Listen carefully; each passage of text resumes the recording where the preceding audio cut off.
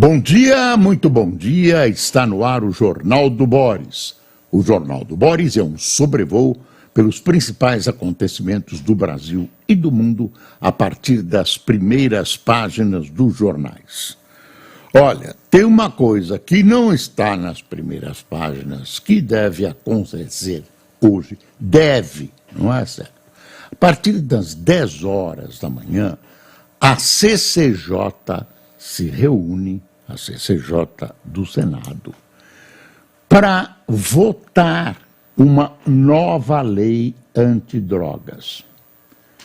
O que está acontecendo nessa história, se é que você não sabe?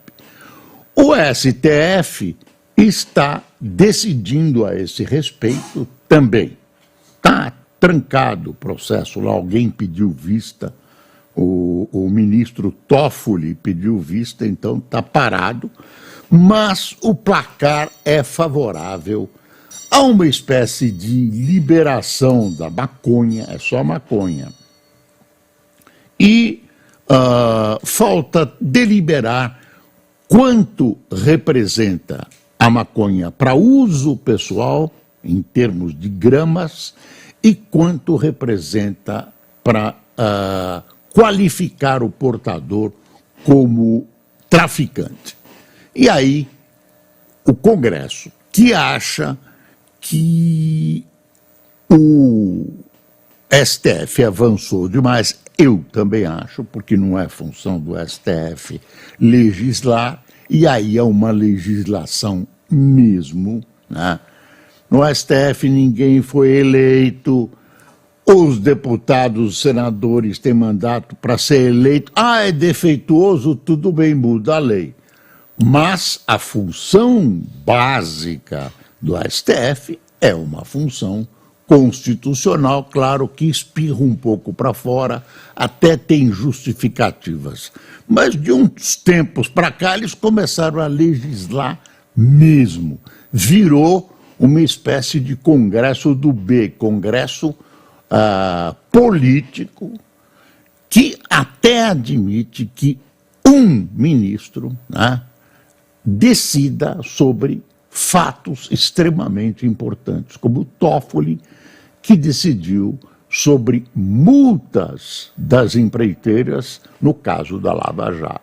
Ele abriu mão das multas, depois explicou, não é bem assim, etc, etc. Isso é chamado decisão monocrática de uma pessoa só. Muito bem. Então, sentindo-se, para falar português melhor, sentindo-se atingido, o Congresso reage e quer votar um projeto de proibição total. Está proibido qualquer tipo de droga, pelo menos essa é a ideia, em qualquer circunstância, que é exatamente o oposto do caminho adotado pelo STF. O STF vamos contemporizar, para uso recreativo pode, não pode traficar, é uma loucura, porque se você permite para uso recreativo e não permite traficar, onde é que a pessoa que tem permissão para uso recreativo vai comprar droga? Vai comprar uma... É uma coisa de uma vasta confusão. Então, hoje, a CCJ, o presidente Davi Alcolumbre, colocou isso em pauta e, se não houver nenhuma modificação, deve ser votado às 10 horas. A corporação do Congresso, aí não tem muita questão de escolha. A corporação do Congresso quer dar uma lição no STF e aparentemente vai votar a favor de uma lei mais restritiva. É claro que pode aparecer uma brecha, alguma coisinha, mas a proposta básica é essa que eu estou te contando. Vamos ver os jornais? Olha aí. Ontem você viu, olha a Folha de São Paulo, ontem você viu que um maluco lá, homem, faz 16 reféns em ônibus no Rio por 3 horas. Esses são os reféns escapando, né, desse sequestro. Policiais acompanham reféns após suspeitos se entregar na rodoviária do Rio. Entre os passageiros reunidos havia crianças e idosos.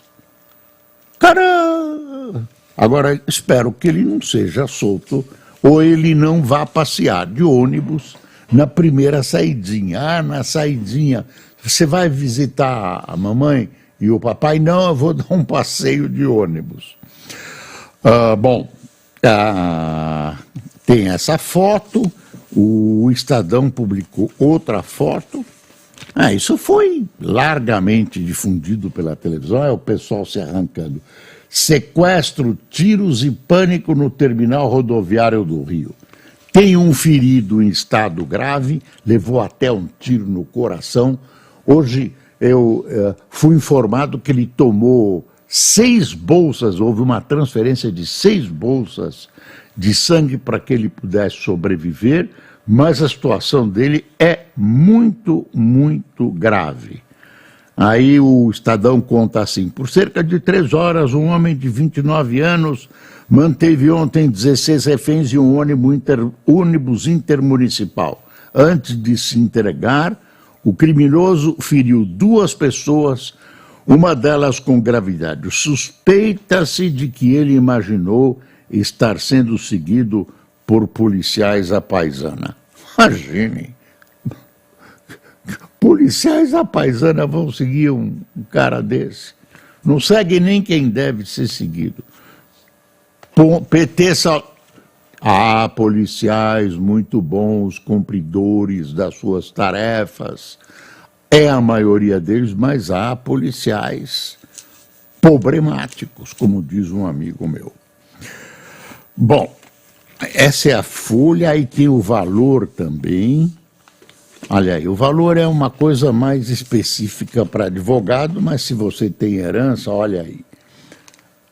Mudança no imposto sobre herança leva à corrida por doações e planejamento sucessório. Então, o pai passa para os filhos, mas ele continua com a propriedade, mas ele tem o usufruto, e enquanto ele não vier a faltar, como dizia o doutor Roberto Marinho, ele não vier a faltar, os filhos não podem utilizar a propriedade que tem, porque o usufruto é dele. Claro que os advogados devem estar rindo da minha definição, mas é para entender, porque a linguagem de advogado, pessoal, é difícil de entender. Nem outros advogados entendem às vezes. Bom, vamos lá. Olha a manchete do Estadão. Conselheiro deixa a Vale e fala em manipulação na sucessão. O que é isso? O presidente Lula, na sua volúpia estatizante, pega uma empresa que já foi pública e é privada. Tem pedacinhos lá, mas não maioria federal. O presidente Lula quer emplacar o presidente da Vale para dar a direção que ele quiser, é uma direção que o governo determine, né? Que não funciona, esse tipo de coisa não funciona. A gente já sabe, o Lula já viu isso. Então, ele tentou nomear quem o ex-ministro Mantega.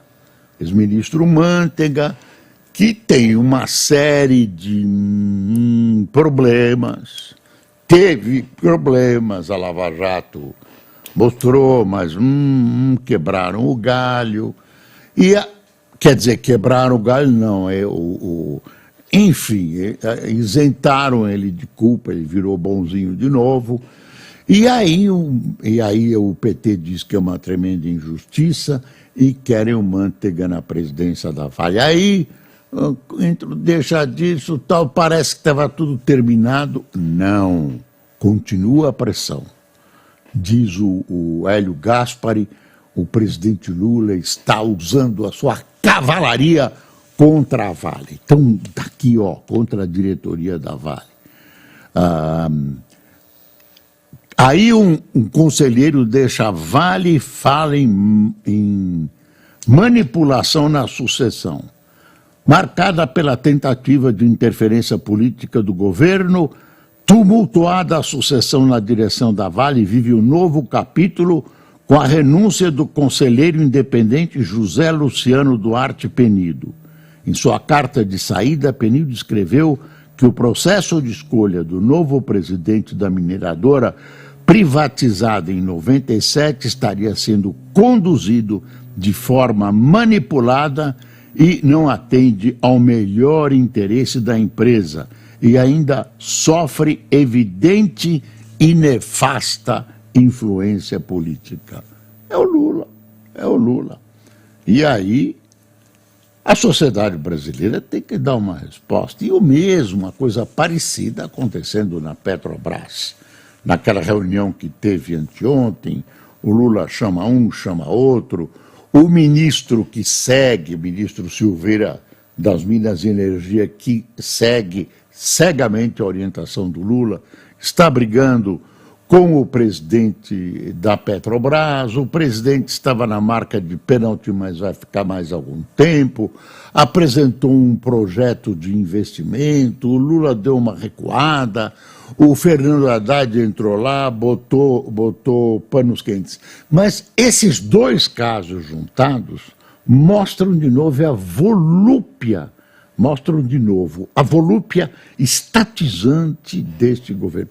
Eu sei que no caso da Petrobras, o PT entende bastante de Petrobras, já provou isso, né? E quer repetir a história, começou a falar em vamos fazer aqui no Brasil plataformas, vamos construir navios, tudo igualzinho que já aconteceu e acabou conduzindo a Lava Jato e que o PT não explica até hoje. Petrolão, lembra? Aí o Lula quer repetir. Aí o Estadão faz um editorial daqueles bravos dizendo assim: presidente quer obrigar a Petrobras a se dobrar à desbragada demagogia lulopetista, tal como a Venezuela fez com a PDVSA. PDVSA que eles chamam lá, que é a Petrobras do presidente, do ditador da Venezuela. Está todo mundo comendo lá. Venezuela é uma das maiores produtoras de petróleo do mundo e está nessa situação aí ruinosa.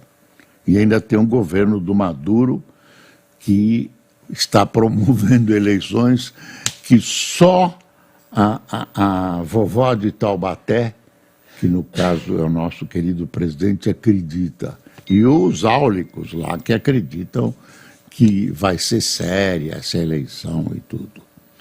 Mas aí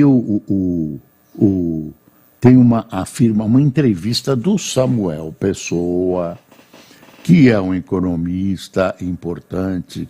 Aí tem um trechinho dele na primeira página dizendo assim: para o economista e professor Samuel Pessoa, o presidente Luiz Inácio Lula da Silva vive uma situação de auto-engano, o que o leva a repetir políticas equivocadas. A consequência desse intervencionismo é que o investimento privado vai cair.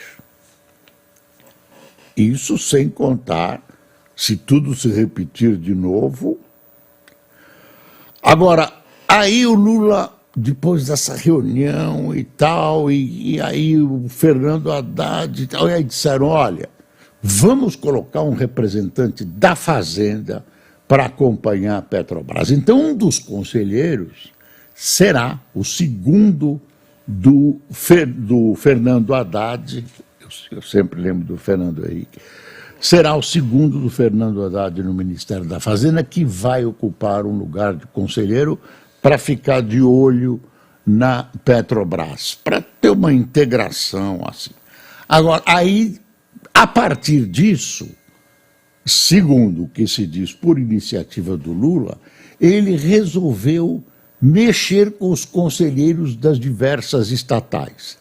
Aí vai misturar, pega um conselheiro que é da não sei que estatal, vai ver que é aquela do trem-bala, que nunca saiu do lugar, e continua na estação.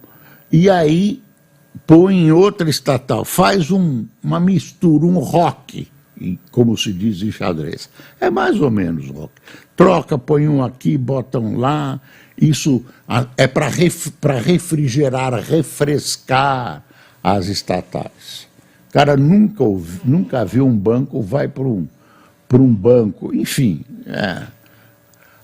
só para você saber se é que não sabe, esses cargos de conselheiro, você tem uma reunião, fazem 1, 2 reuniões por mês, outros fazem uma por semana. Aí tem um belo cachê, viu? Assim, uma reunião vale R$10.000. Aí vai lá o seu fulano de tal, fica olhando, não entende nada, chamado porra nenhuma do métier. Petróleo ele só conhece mal no posto. Agora que ele comprou um carro, a eletricidade nem isso. Aí ele fica lá e olhando, faz cara de inteligente e tal, e vota como o governo manda. O governo manda votar sim, ele vota sim. O governo manda votar não, ele vota não. Por que o governo brinda as pessoas com esse grande presente? É o seguinte, por exemplo, o Lula convida alguém para ser ministro. O cara está na iniciativa privada, ou pode ir para a iniciativa privada, tem valor, ganha um dinheiro a mais que o normal do lugar que ele está, um ministério, por exemplo. E se essa pessoa tem compromissos, tem uma vida, né, tem escola dos filhos que subiu, né, tem conta de luz para pagar, gasolina para pagar.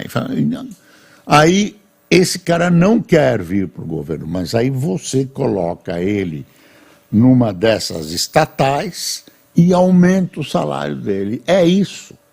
Isso, e não é novidade do governo Lula, nada. Eu já vi isso em 1970, eu vi isso. Então que a pessoa era contratada, um amigo meu era contratado do Ministério e participava de 2 dessas comissões. E assim mesmo não alcançava exatamente o que ele ganhava numa empresa privada. É isso. Então tem um pouco de malandragem nessa coisa. Eu não estou dizendo crime, malandragem, porque é legal.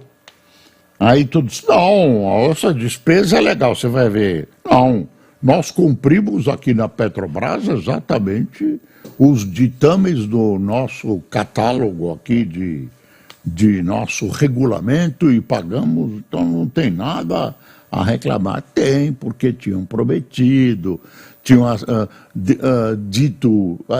tinham acenado com essa distribuição extra de dividendos e tal. Bom, é chato esse assunto, mas tem que ser resolvido, né? Tem que ser resolvido, pelo menos, né? E o governo não pode trabalhar assim nos bastidores. Hoje em dia, com oposição, internet, fica mais difícil, né? Você mexer, alguém passou, aí o cara se irritou, meteu uma carta de saída, está se demitindo e tal. Não se preocupe que daqui a 3 meses todo mundo já esqueceu essa história, e ela vai ser encoberta por outro escândalo. Não é roubo, mas é escândalo. Quer dizer, o governo quer manipular uma companhia privada que foi privatizada. Que história é essa? Ora, bolas. MEC cria 100 institutos federais com 140 mil vagas. São Paulo terá 12 unidades. Maioria das vagas será para cursos técnicos integrados ao ensino médio. Hoje a rede federal tem 656 campos no país. É uma medida muito, muito boa do governo Lula e tem que ser aplaudida. É uma atitude em favor da educação. Mas, tem uma verba, dita X% que vai ser gasta, não se sabe em quanto tempo e não há um escalonamento para o início das obras.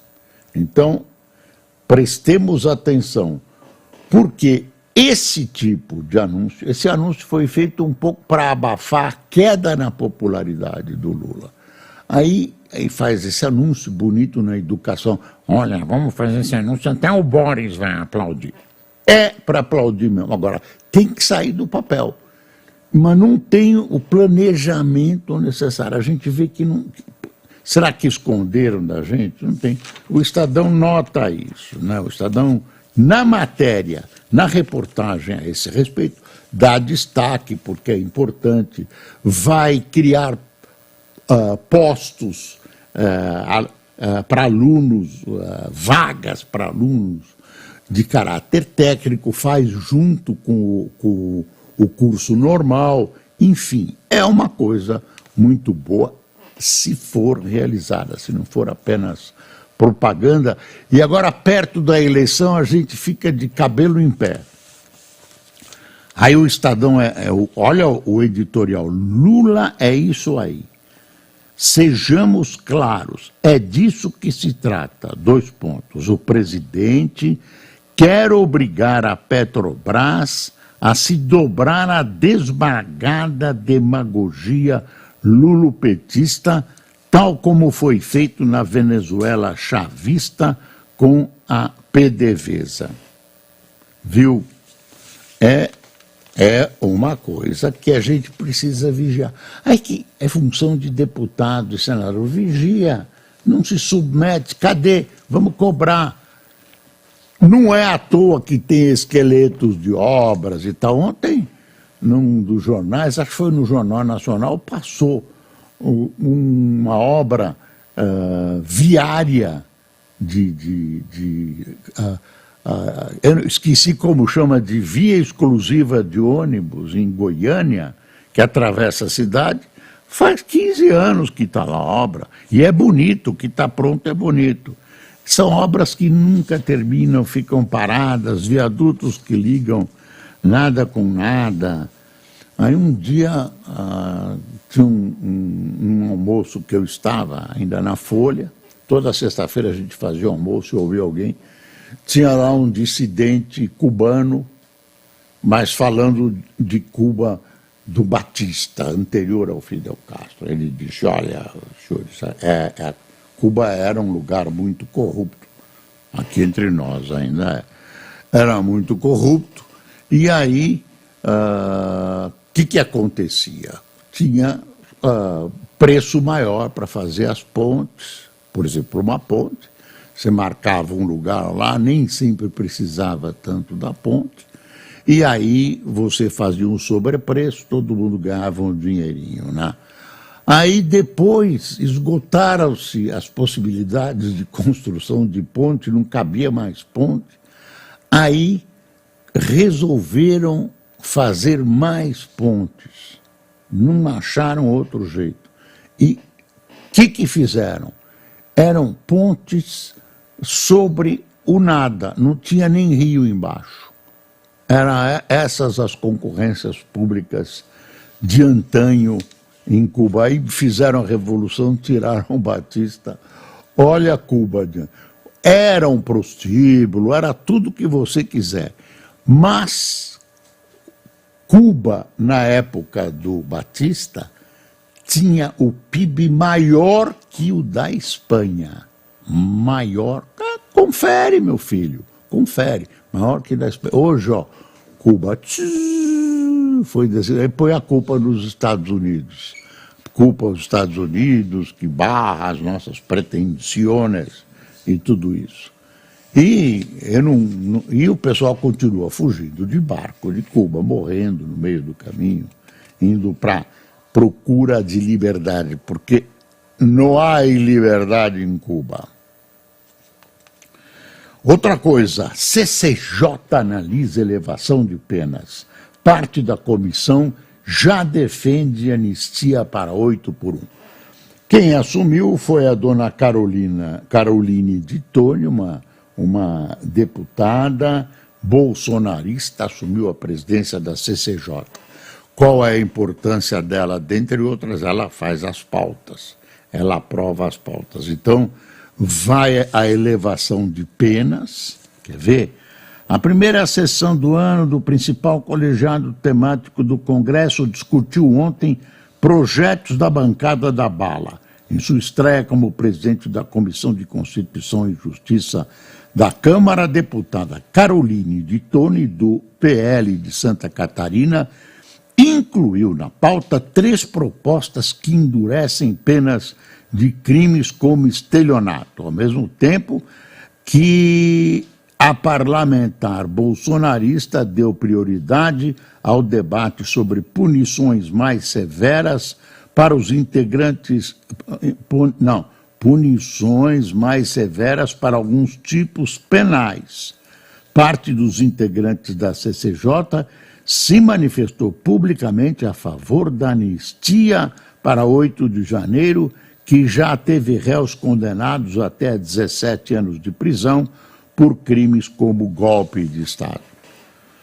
Olha, é bom que todos esses processos sejam públicos, bem públicos, fáceis de a gente verificar. A gente sabe que teve um morador de rua que estava passando por lá, não sabia nem o que estava acontecendo, olhou para a manifestação e pegou um tempão de prisão. Enfim. Aí o Estadão volta aqui com outro editorial, azar dos paulistanos. Eleição parece caminhar para o confronto ideológico longe dos interesses da cidade. Você vê os 2 principais candidatos, o Boulos e o atual prefeito Nunes, estão empatados tecnicamente. O Boulos está um ponto na frente. Tem uma pesquisa mostrando números de que quem for apoiado pelo Bolsonaro será... Os 63% dizem que não votarão de jeito nenhum nesse apoiado pelo Bolsonaro. Quem é apoiado pelo Lula terá mais votos. Agora, não acredito nisso. Eu acho que isso é agora. Na hora começam os debates, começam o chamado horário do tribunal, que não é gratuito. Olha, Derrite é exonerado, secretário da Segurança, para assumir como deputado e relaxar. E relatar não é para relaxar. Freud explica o projeto da saidinha. Secretário deixa a pasta temporariamente para se dedicar à proposta que veta a saída provisória de presos. Ele foi relator do texto em 2022. Me disseram até que ele vai ser relator de novo. Sai de Chipre o primeiro carregamento marítimo para Gaza.